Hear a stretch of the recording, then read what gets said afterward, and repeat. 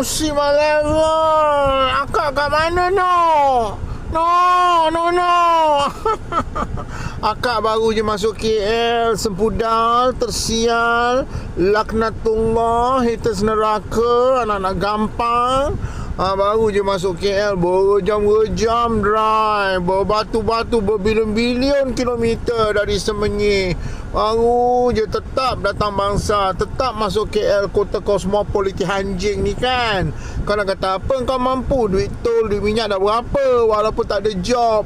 Kimak, poi, sial duk stop Diva A Prestigious Life, follow-nya tak. Anak gampang. Kimak kau nak aku maki hamun binatang bodoh macam kau. So Diva bila dah sampai bangsa ni, ingat nak pergi beli makanan lah tu dekat masjid hari ni. Beli kat masjid makcik je gerai lauk pauk Melayu sedap you all. Diva miss lauk pauk Melayu.